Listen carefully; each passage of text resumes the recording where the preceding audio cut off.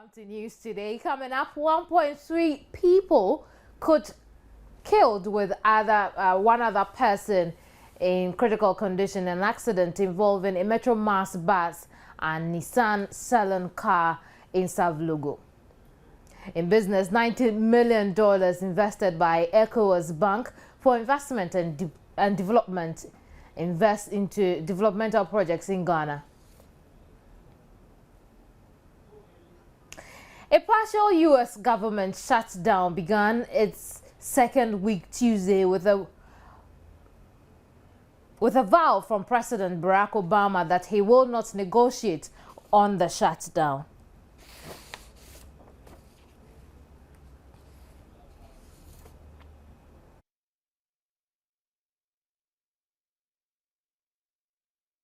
My name is Kimini Nyamani, and I'll bring you details of these stories and plenty more in a bit.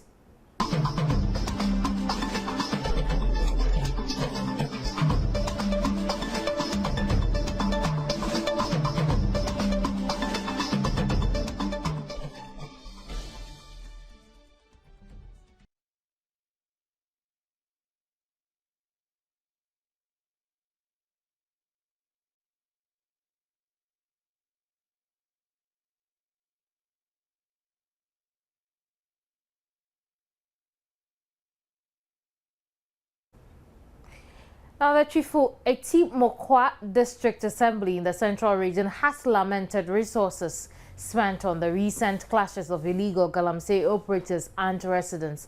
According to the District Chief Executive, 20,000 cedis has so far been spent on recent Galamsey clashes in the area. The amount, according to the District Chief Executive, Bosman Osehiaman, could have been used to provide water for the community.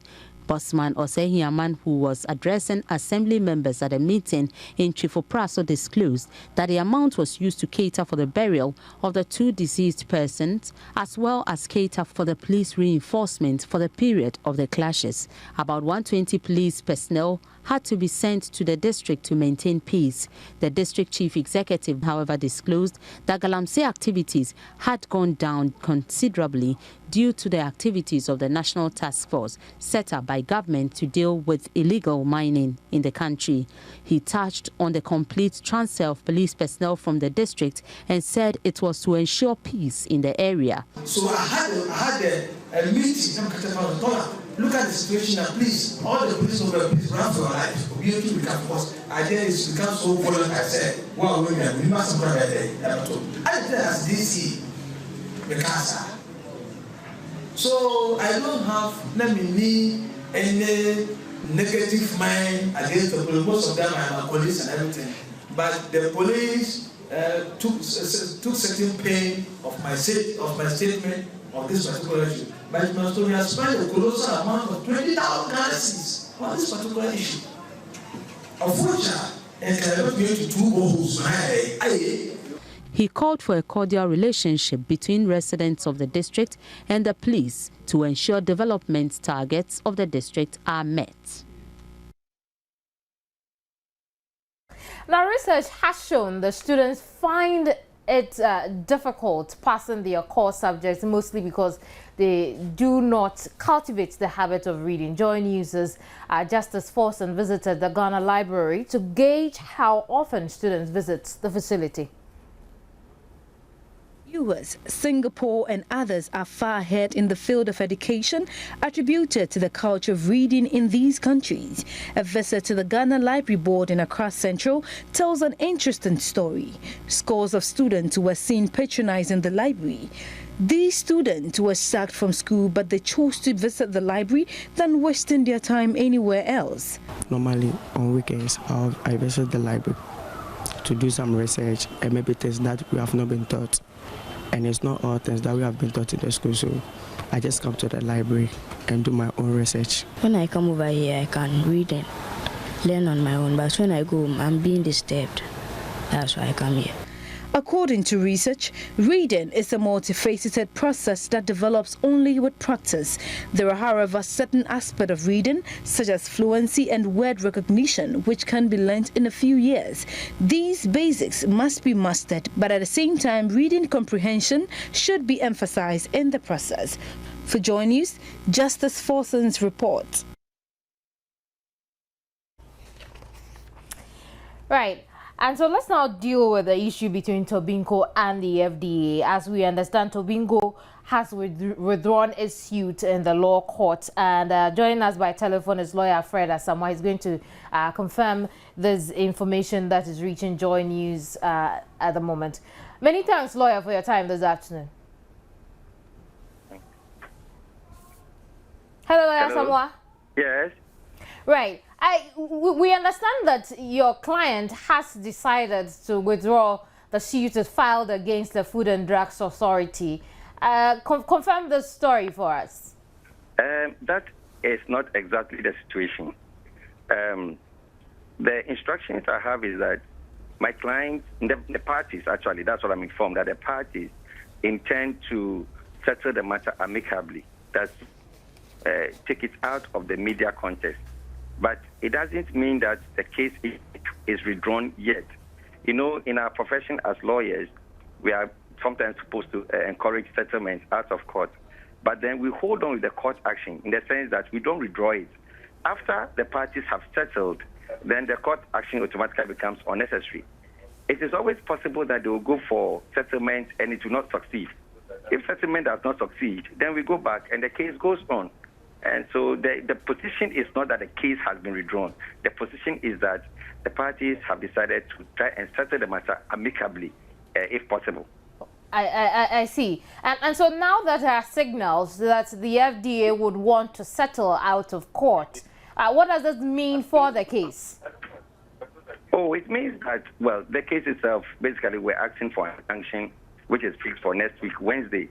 If the parties have been able to resolve some parts of the issue, next week, Wednesday, we don't go to court. If it doesn't, then we go to court.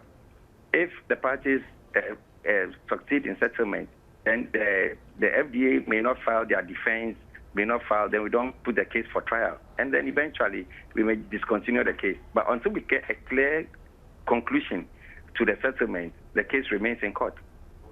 I see. And settlement is likely to include holding on, destroying the medicines belonging to your client, Tobinco. You know, essentially what we are saying is that, yes, the FDA is the authority, is supposed to regulate, the industry, but we are saying that the pace at which they are destroying our products is not proper. And so we want them to stop the destruction and investigate. So if they stop the destruction and in the presence of the supposed settlement, they investigate thoroughly and come to a conclusion, we abide by the conclusion. For instance, if indeed after investigation it is confirmed that the drugs are fake, hey, why not? They must be destroyed. If it turns out that the drugs are genuine, then we look at the strict process and then we go on selling. But if they destroy before it happens that it's supposed to be genuine, then, they have lost greatly, and that's what we want to avoid. Right. When is the case due for court again? Please it again. When is the court going to hear this particular case again? When do you go back to court? Well, the injunction that we filed, notice for injunction, is slated for next week Wednesday. I think that's the 16th or 18th, one of them. It's next week Wednesday. If by then enough settlement has come, we may not go for it. If not, we may still go for it while they are trying to settle. And then the substantive matter, we have filed a statement of claim. We are waiting for their statement of defense, and then we proceed from there. That one too, dependent on how the settlement goes, it can take its normal course or it can be withdrawn. I see. Many thanks, Lawyer Asamoah. We'll get back to you welcome. As the case unfolds. Lawyer Fred Asamoah is legal representative for Tobinco Pharmacy. Tobinco Pharmacy has been in a tussle with the Food and Drugs Authority over medication for malaria manufactured by Bliss GVS Pharma Limited in India and then brought into the country by Tobinco Pharmacy. The Food and Drugs Board is saying that they would need to re-register the medicines to be able to sell them to members of the public. Hence, it's directed hospitals, pharmacies, licensed chemical shops and distributors of the pharmaceutical products to return the medicines from Bliss GVS Pharma Limited. Let's move on to some other issues. And the director of the Millennium Cities Initiative says her outfit is committed to supporting cities in the sub-Saharan countries to achieve the Millennium Development Goals. According to Dr. Susan Blostein, the initiative is targeting and also putting up measures that are targeted at alleviating extreme poverty by 2015. The initiatives focus on providing financial and technical assistance to selected cities to improve standards of living within sub-Saharan countries. The Millennium Cities Initiative, established by the Earth Institute at the Columbia University in early 2006, is focused on assisting a number of millennium cities in sub-Saharan Africa in achieving the Millennium Development Goals. The initiatives focus on providing financial and technical assistance to selected cities to improve the standard of living. The Kumasi metropolis is among the 7 mid-sized cities across sub-Saharan Africa to benefit from the African Millennium Cities Initiative project being implemented by the Earth Institute. At a donor roundtable meeting in Accra, aimed at providing opportunity for Kumasi to present to key development partners its development priorities in the sectors of education, water, sanitation and health, the director of Millennium Cities Initiative, Dr. Susan Blostein, explained how the initiative has made progress in the country. Yes, we've reduced congestion at the Kamfo Noche Teaching Hospital in the neonatal emergency room significantly, with the help of the government of Israel creating these mother-baby units where less sick neonates, newborns can come and be treated. So not everyone is crowding into the intensive care unit where you have like 5 newborns to an incubator. That's not healthy. We've seen maternal mortality go down thanks to another partner. We have a connectivity project thanks to Ericsson and Airtel Ghana and Columbia Teachers College, training JHS teachers in the STEM subjects to use computers in the teaching of the national curriculum, computers and the internet to enrich their teaching and their performance and their students' excitement about learning the science and technology. The Metropolitan Chief Executive of Kumasi, Kojo Bonsu, explained why the metropolis partnered with the donors. Formerly, people would go to governments and, let's say, the assemblies will go and speak to government before government does this presentation. But Kumasi has taken this to another level. And this level is to be able to sit down on a round table to discuss what we've been able to achieve and what we need to do. He added that since the inception of the initiative in 2006, Kumasi Metropolis has made a lot of progress in their targeted areas. The things that we've been able to do is like this MCI in collaboration with Kumasi City have been able to set up a processing plant for bicycle and the manufacturing of toothpicks. Number 2, the Israeli government have supported us to have a new NATO center in Kumasi, which train doctors, nurses, and medical staff to achieve a lot of things that they don't have the know-how. The meeting is one of many investment promotion initiatives undertaken by the KMA in the past 2 years in collaboration with MCI and other partners. Their efforts include the publication of an investor's guide for Kumasi, the establishment of the investment promotion unit at the KMA, the creation of an investment promotion website, and extensive research to identify viable investment opportunities.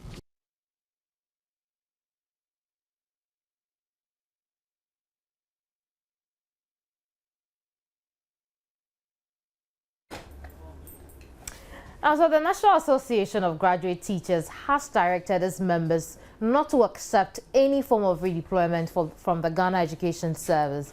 This is because, in their estimation, the directive of the GES lacks the appropriate guidelines for effective implementation.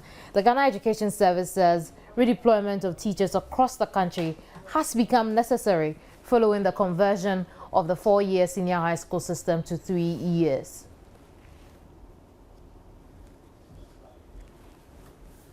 In the studio with me is Vice President of NAGRAT, Angel Kabonu, and we'll try and understand why NAGRAT wouldn't want its members to take part in what you and I would think is such an important exercise. Many thanks for your time this afternoon. Thank you. Let's understand again, why are you against this move? Because the redeployment, or as the GES would like to call it, rationalization exercise, lacks directive. It also is being done without consultation with stakeholders in the Ghana Education Service.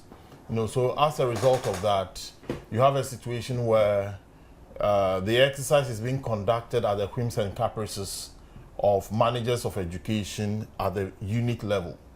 And it is leading to confusion and chaos. I'll give an example. A lady goes on for maternity leave, which is statutory. That's the statutory right of the person for 3 months. Right. And by the time she comes back, she's been told that because you left and somebody was taking your teaching periods, then you have to find another school. This is strange to our conditions of service. Now, strangely, there are teachers who were directed by their heads of institutions, giving directives to those who work on their timetable that, look, you don't give this man timetable, don't give this woman periods to teach. And at the end of the day, the teacher now is left hanging, so that teacher ought to be left redundant. We also have cases where letters have just been given to teachers that we have released due to the district office. They get to the district office, they are told, go and find schools. When you find school, come back and tell us, and then we will relocate you. The next thing we want to talk about is the fact that for the past 4 years, the Ghana Education Service has not been even able to pay transfer grants to its teachers. And as we speak, the only amount of money the GES is working with is the first quarter grant released to it by the Ministry of Finance, which is woefully inadequate, and we are in the last quarter of 2013. So we know very well that the GES does not even have the financial wherewithal to pay transfer grants. We will need to have thorough discussion and come up with proper and acceptable modalities before we will give our support to this exercise. And as a result of this, we've asked our members nationwide to resist any attempt to redeploy them from their current stations. Well, one would think about the fact that this could be a tough time and you need a tough measure, or you need a quick measure to save the situation, and hence involving stakeholders in thorough, like you have said, discussions would probably only delay in implementing or redeploying teachers to the areas where they're needed.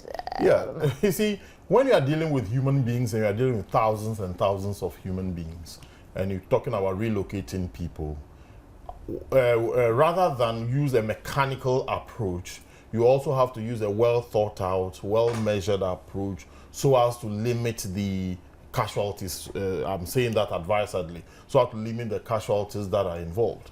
When you don't do it and then you just give open instruction, it will be subject to abuse, and it will also be subject to reaction, as we find. We expect the Ghana Education Service to give a clear modality that this is the category of teachers who ought to leave the school. They are leaving the school because of this and that and that. They are moving from school A to school B. Are you getting it? You don't just give an open directive. In any case, if the Ministry of Finance suspects that the GES budget is too huge, it is not the duty of the Ministry of Finance to direct the Ghana Education Service. The Ministry of Finance ought to have thorough discussion with the Ghana Ministry of Education, and then the Ministry of Education engages the Ghana Education Service. You don't take directives from the Ministry of Finance because the Ministry of Finance wants to construct a lean budget. It is just that directive from the Ministry of Finance straight to the Ghana Education Service that is causing the situation we find ourselves. My other point I want to raise is, when we were at it at the 4 years, and the NDC government came to power in 2009, it touted that it is putting up extra structures in the various secondary schools. what is going to become of those extra structures in the various secondary schools when you have directed heads of institutions to revert to their pre-2009 admission requirement under the guise of pruning down the populations in the schools? What is going to become of the extra classrooms built? One would have expected a horizontal expansion of intake into the various secondary schools because you have extra classrooms anyway, and then you needed more teachers to teach those horizontal expansions you have in the school. When you have a program that is not well thought out, these are going to be the consequences that bedevils all of us. And then again, you would ask, just like the Ministry of Finance and GS picture you painted, one would say that your members are employed by the GS and not NAGRAT. Why should they listen to you? And in fact, for lack of a better word, what rights does NAGRAT have to ask its members not to obey its employers? We take dues from them to protect their rights and their interests. And if you are violating their rights and their interests, it behoves on us as an association to protect that. And what is happening is a gross violation. There are rules and regulations guiding the relationship between the employee and the employer. And those rules and regulations is crystallized in the conditions of service.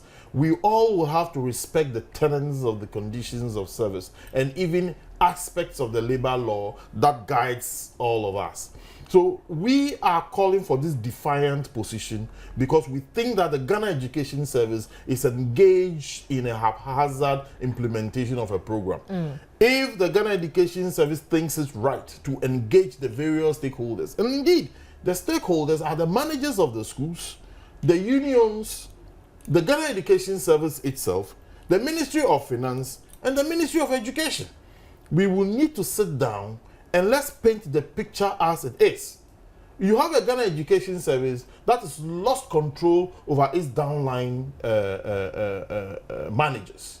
And you just give the downline managers the right to do whatever they want, whilst you know you don't have the capability of controlling and righting wrongs that have been done downline. This will not be acceptable anywhere in the world.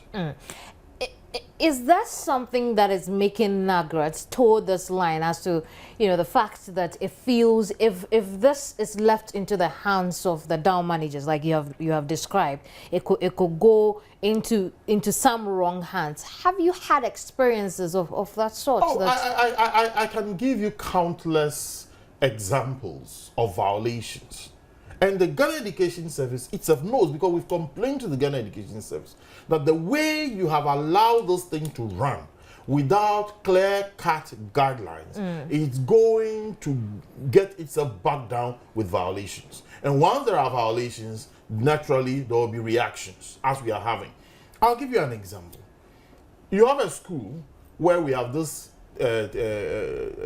PTR, that is the pupil-teacher ratio, that determines the number of teachers in relation to the number of students you have in the school.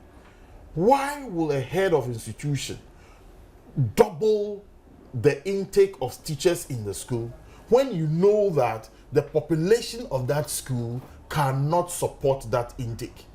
So why will now the innocent teacher suffer when the GS does not even see it necessary to sanction the person who bloated the population of teachers in the school in the first place? There are clear guidelines, and if anybody violates the guidelines in the school, one will expect that the superintendent agency, which is the Ghana Education Service, to correct the violations. That is not done, and then you just ask the poor teacher to suffer the consequences of the ills of another person. Let's figure this out. How many teachers are we to lose with the stance of NAGRAT with respect to the redeployment? It will be based on school by school basis. In some schools, you will not have the same numbers as you have in another school. So it will be one school or the other. So you will not have a uniform number as we talk about. NAGRAT is asking its members not to go on any form of transfer this is not a transfer. This is not a transfer. We have the normal transfer that has been taking place in the Ghana Education Service all these years, and NAGRAT is never raised hue and cry. We are faced with a peculiar situation, and we are saying that this peculiar situation needs a well thought out implementation program. And so you're asking your members not to take part in this redeployment until exercise? Such a time that we come to an acceptable roadmap implementation program with the Ghana Education Service with guidelines. And so in the event the employers, which is GS, decides to go ahead with it, ignore NAGRA's call, how many members are we looking at excluding themselves from the exercise? Well, the population of NAGRAT nationwide is over 25,000. I see. And it is not as if the redeployment is affecting every member or every teacher. However, if we feel that a section of our members are being unfairly treated, it is the responsibility of the entirety of the union to give support to all these members by any legitimate means necessary. I see. Thank you very much for joining us with this understanding of the situation between GES and this redeployment exercise and how NAGRAT ropes in on this. We've been talking to a Vice President of the National Association of Graduate Teachers, Angel Kabonu. He's been explaining their stance on GES teacher redeployment. You're watching News Today. When I return, we'll do some more stories.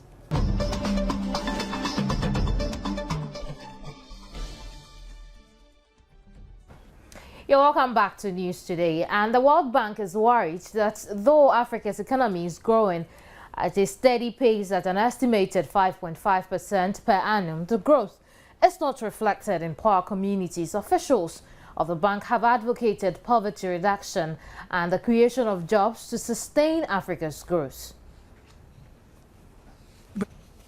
Investment and remittances worth $33 billion every year. Economic growth in Africa is expected to average 6% by the year 2015.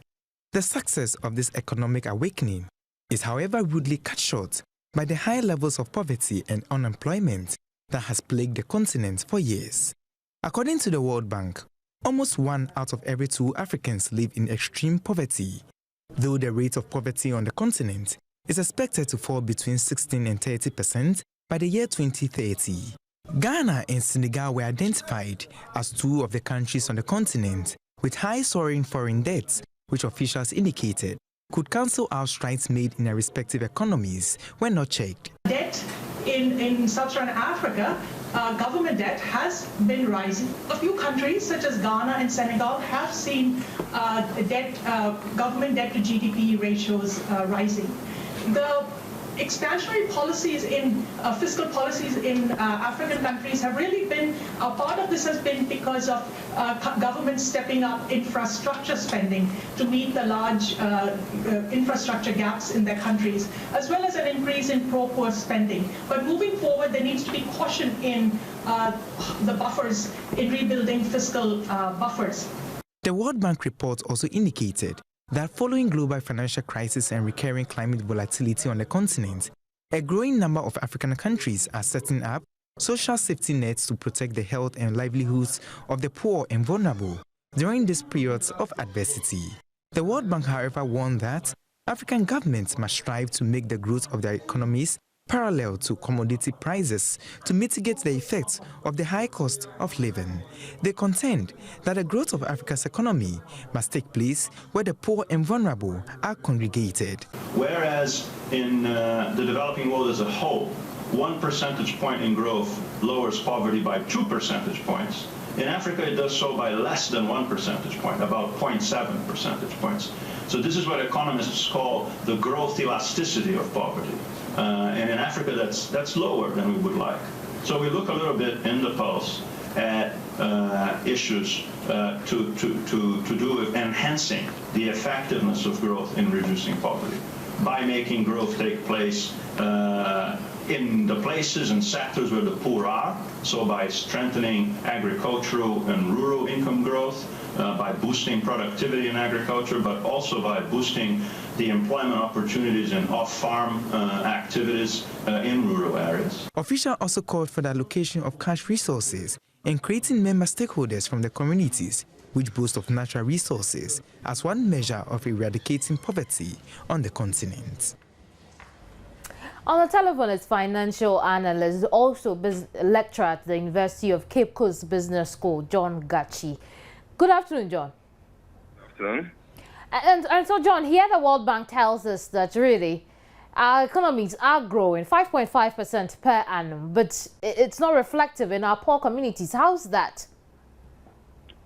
Are you talking about the growth? Yes. How is it that we can have a steady pace in our growth and yet we can't have it reflect in our poor communities? Yes, that is possible, depending on where the growth is emanating from.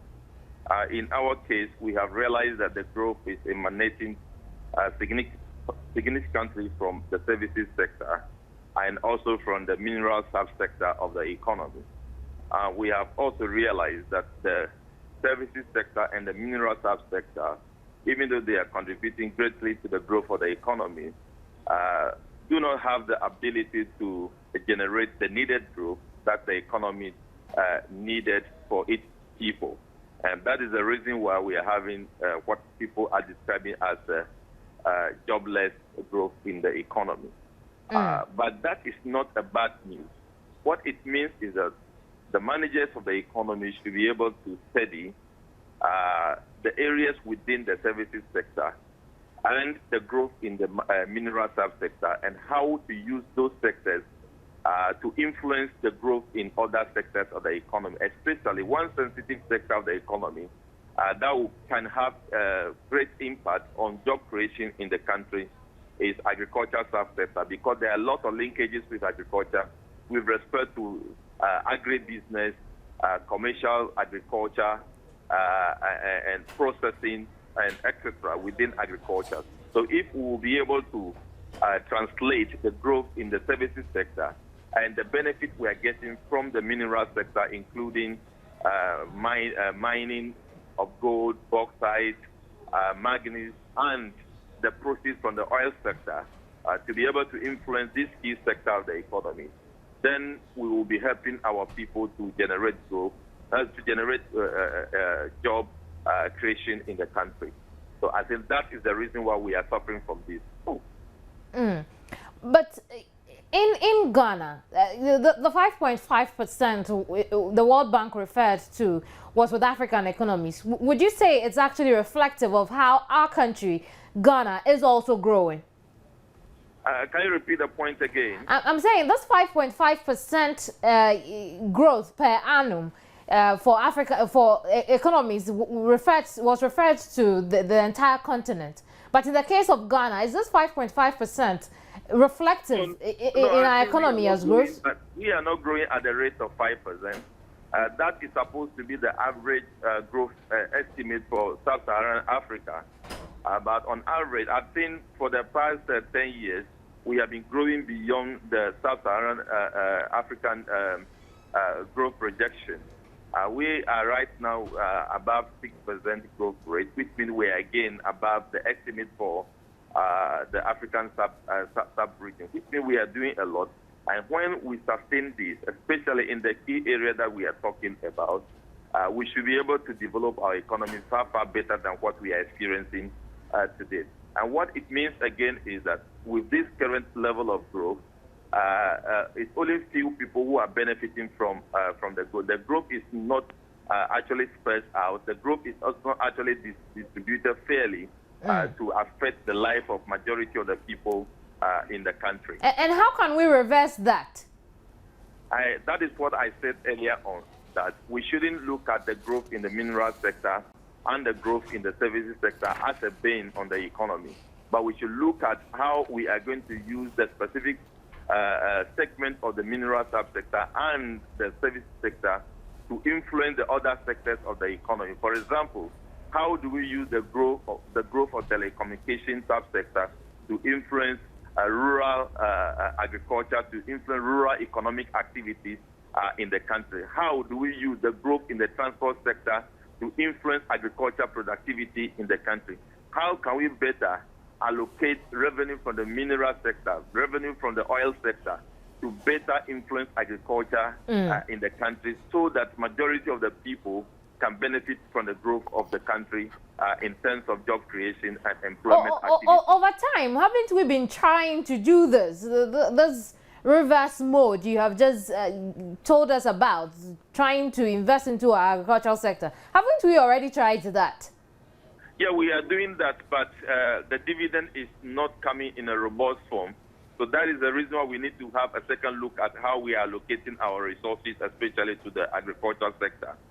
You will realize that one of the problems of the agricultural sector is how we can actually link the agricultural community with good growth that will enhance productivity. That is very weak. You heard recently that the agric minister went to some farming communities and he was almost weeping for the roads in the sector. It has been found out that road network in agriculture producing areas are important investments that is supposed to increase agricultural productivity and enhance the way agriculture contributes to the economy. We have also not had, a better marketing platform for the produce. There are people who produce one season and the next season they don't want to engage in that productive activity again because the previous season did not yield them anything, better because of the poor marketing platform that we have for agriculture produce in the country. So we need to start looking at these things and see how we can overcome these predicaments in especially agriculture sector to influence the growth we are talking about. So we need to look at how we are dispersing, the benefit from the oil sector, for example, to agriculture in a more, progressive manner. Many thanks, John, for this explanation. John Gachi is a lecturer at the University of Cape Coast Business School, and he's also a financial analyst. Let's move on. And the Vice President of the ECOWAS Bank for Investment and Development, Dr. George Ediekum Donko, says the bank has invested $90 million into developmental projects in Ghana and is currently extending electricity to about 114 villages in the Bunahafo region. The bank is also securing a $1 billion facility in California to undertake a lot more infrastructural projects in the West African sub-region. I am in front of the headquarters of the ECOWAS Bank for Investment and Development here in Lomé, Togo, where a new vice president has just been sworn into office. Now, this new vice president is a Ghanaian, and he is actually the first Ghanaian vice president of the bank. I'll be going in to speak to him briefly about the operations of the bank and how member states are benefiting from these operations, and moving forward, what they have in store for member states. How different is the ECOWAS Bank for Investment and Development from other banks that we already know? The primary purpose is to ensure that we address the infrastructure deficit within the ECOWAS member state in order to improve the lives of the people. But just like any other bank, we grant guarantees, we offer lines of credit. The only thing we don't do is commercial banking.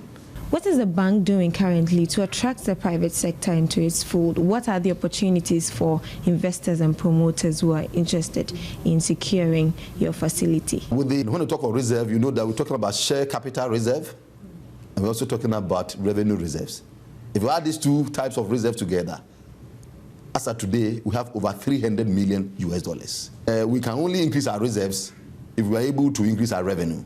In that regard, I'm happy to inform you that the bank has almost completed transaction or almost finished negotiation with the Brookfield Multiplex and Associate, California, United States of America, for a facility of $1 billion United States dollars.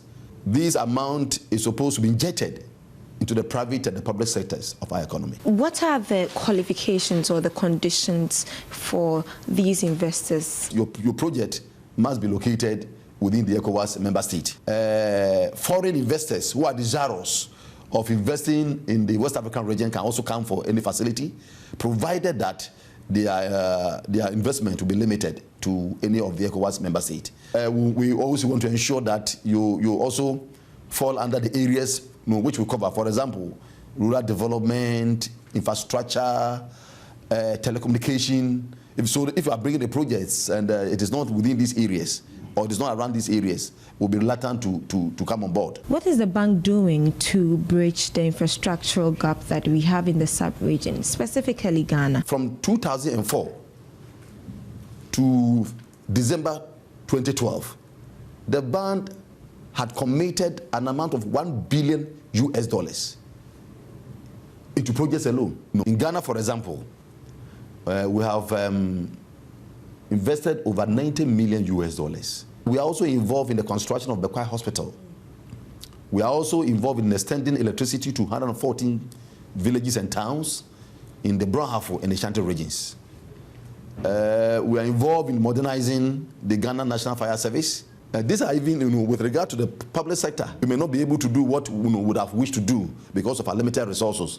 But with the strategy that have been put in place, we hope that our intervention will really increase in the coming years. So you just heard it all for yourself, the new Vice President of the ECOWAS Bank for Investment and Development, Dr. George Agyekum Donkor, telling us how well positioned the bank is to finance more infrastructural projects in the sub-region, mobilizing more resources to undertake a lot more operations or projects in the sub-region. Now, I have been coming to you from Lomé, Togo, the headquarters of the ECOWAS Bank for Investment and Development.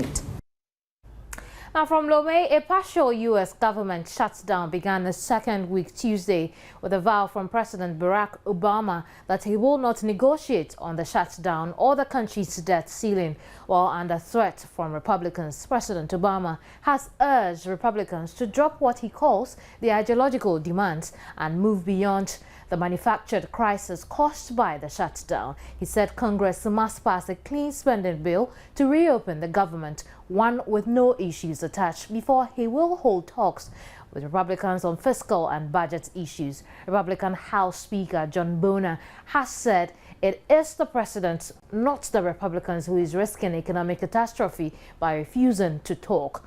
Hundreds of thousands of government workers are still furloughed and many services are unavailable. Meanwhile, the United States is facing an October 17 deadline to increase its borrowing limit so that it does not default on its financial obligations. The country is running out of money to pay its bills, including interest on bonds held by China, Japan, and other overseas investors.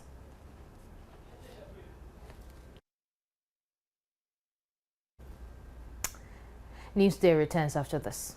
Now time for some sports news. And former Black Stars captain Siki Akono has questioned the timing of the recall of veteran Black Stars goalkeeper Richard Kinson. The 35-year-old, who now plays for Cyprus side Doha Katokopias, has been missing from the Black Stars in the last 21 months. Coach Kwesi Appiah has recalled Kinson into the team ahead of Ghana's crucial first leg final World Cup qualifier against Egypt at the Baba Yara Stadium in Kumasi next Tuesday, October 15. Ex-Ghana international Siki Akono, who also played with Kinson, tells Joy Sports he would rather wish Kinson be recalled after Ghana has qualified for the 2014 World Cup in Brazil.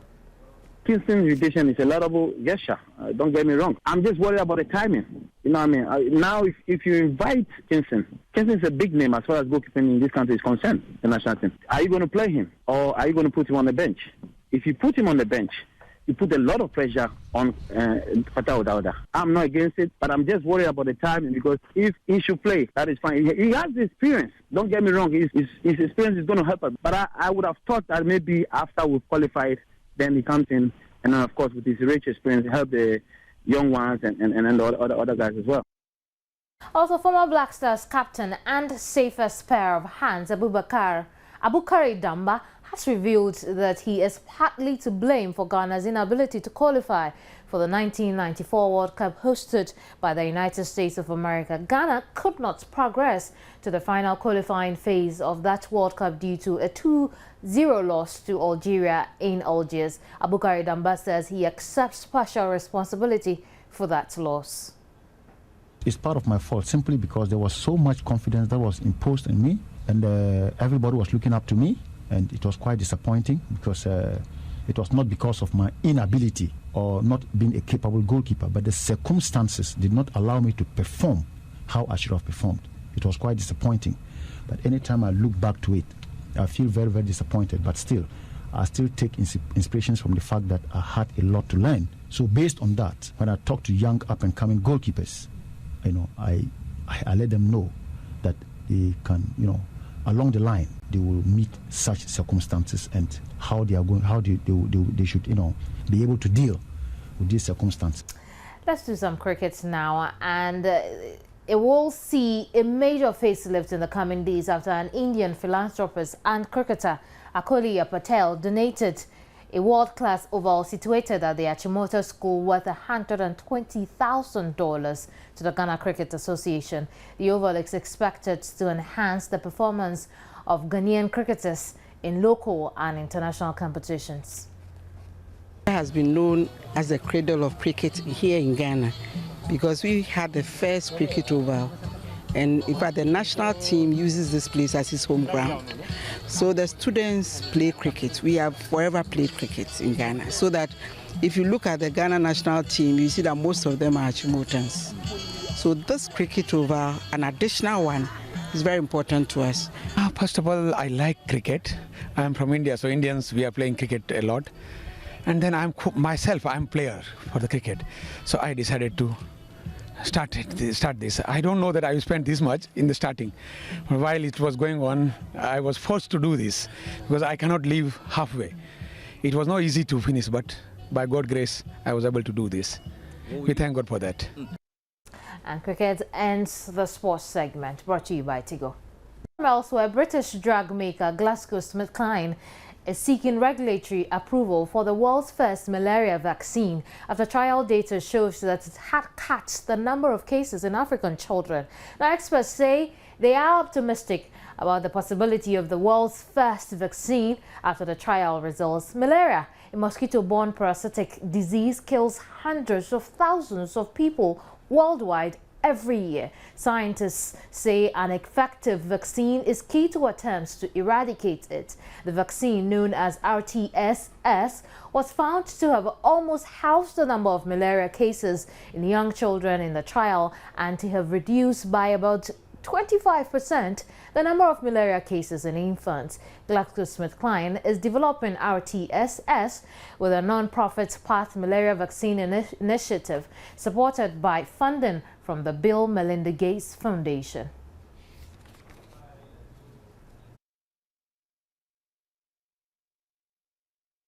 The European Commission is proposing that the EU launch a Mediterranean-wide search and rescue mission to intercept migrant boats. The move by Home Affairs Commissioner Cecilia Malmström was prompted by the Lampedusa migrant boat tragedy, which killed more than 230 people. Meanwhile, Italian divers have recovered dozens more bodies from a boat carrying African migrants that sank on Thursday. 38 bodies were freed from the hull, which divers had previously been unable to access. The official death toll now stands at 232. The boat caught fire and capsized close to the Sicilian island of Lampedusa. There were 155 survivors of the accident, which happened about a kilometer offshore.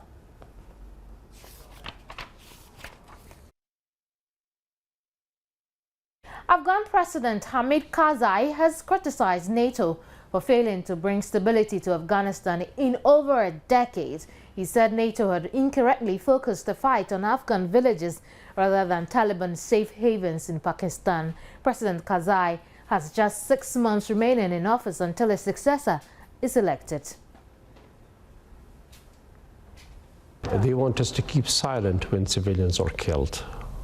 We will not, we cannot. On security front, the entire NATO exercise was one that caused Afghanistan a lot of suffering and a lot of loss of life and no gains because the country is not secure. I'm not happy to say that, well, there is partial security. That's not what we are seeking. What we wanted was absolute security and a clear-cut war against terrorism. There are Afghans where the Afghan president, where the Afghan government can appoint the Taliban to a government job. They're welcome, we will do that. I'm willing to stand for anything that would bring peace to Afghanistan. Now, protesters demonstrating in support of teachers receiving better pay in the Brazilian cities of Rio de Janeiro and Sao Paulo have clashed with police. The center of Rio was packed with more than 10,000 people marching peacefully. Teachers have been demanding a pay increase for 2 months. Brazil's security situation is a challenge to cities that will play host to the 2014 World Cup and 2016 Olympic Games. The latest demonstration took place over several hours and was peaceful at first. In Libya, there's been a summons of the U.S. ambassador to the country for questioning on Monday over the weekend capture of a suspected Al-Qaeda leader on Libyan territory.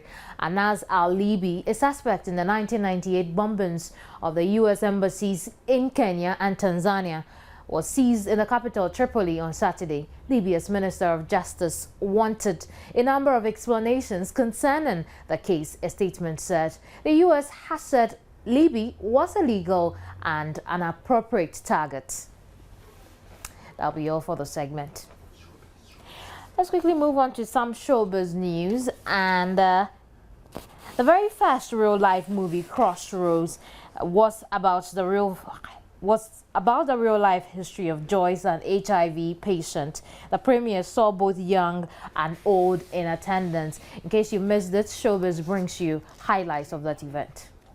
It was such an emotional experience at the National Theatre where the biography of Joyce Jijo, a person living with HIV, was shown. What if I tell you HIV positive? Doctor, I don't know what I will do, but I believe that I am not positive. Just calm yourself down, okay? Don't worry, this one.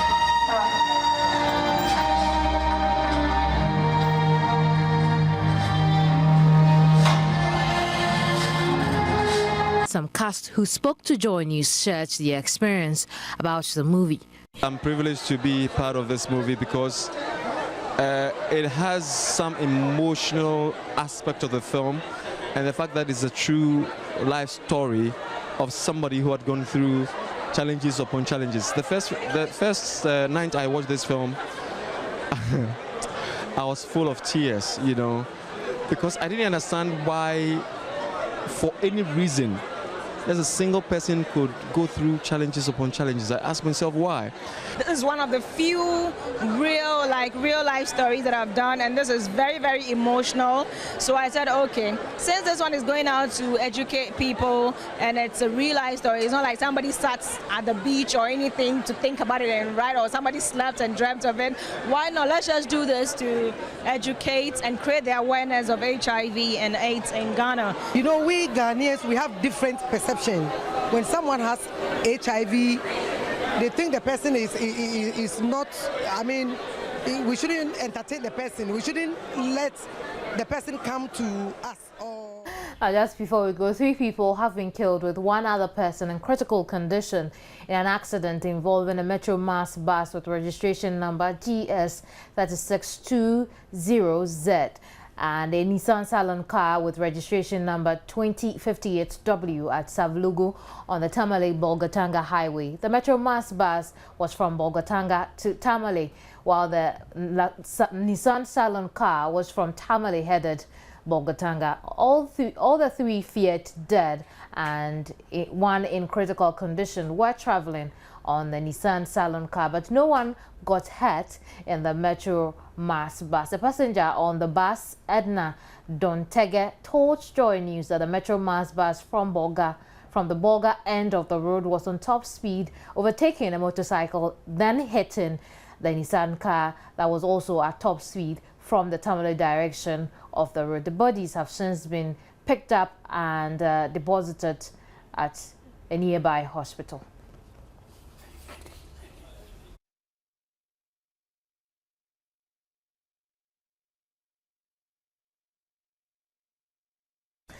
That'll be all. Let's now look at our headlines again.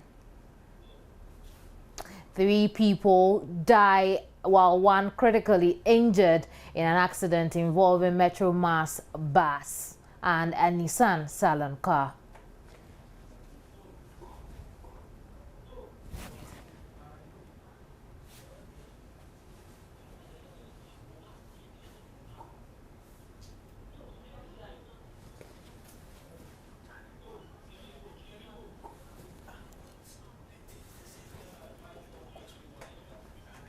Many thanks for your company. My name is Kemini Nyamani Amano. Thanks for watching. Goodbye.